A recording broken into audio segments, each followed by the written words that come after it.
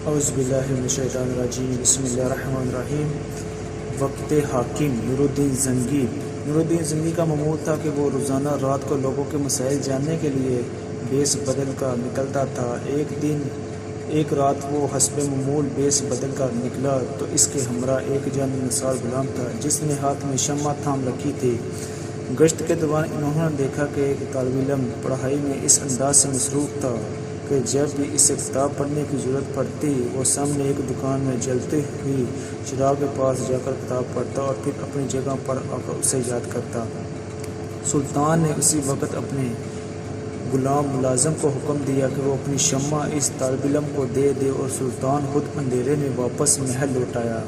اسی رات سرکار کائنات محمد مصطفیٰ صلی اللہ علیہ وآلہ وسلم نے خواب میں سلطان نور الدین زنگی کو اپنی زیارت سے فیض یاب فرماتے ہوئے کہا، اے نور الدین، خدا تعالیٰ تجھے ایسی عزت بخشے جیسی تو نے میرے ایک وارث کو دی ہے۔ سلطان نور الدین زنگی کی آنکھ کھلی تو انہوں نے وہ حدیث نبی یاد آئی جس میں آقا صلی اللہ علیہ وآلہ وسلم کے علماء انبیاء کے وارث ہیں۔ یہ حقائق علم کی اہمیت اور علماء کی فضیلت پر دلائل کرتے ہوئے کہتی ہے۔ اللہ تعالیٰ کی جانب سے انعامات کی ترتیب میں جو انعام اللہ رب العزت نے انسان کو سب سے پہلے عطا کیا ہے وہ علم ہے۔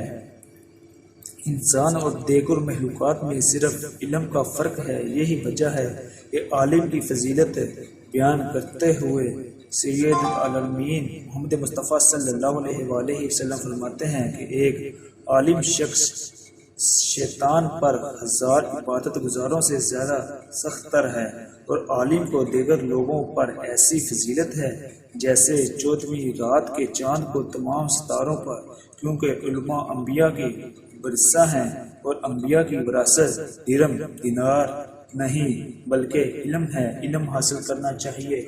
علم ماں کی گود سے لے کر قبر کی دیواروں تک علم حاصل کرنا چاہیے۔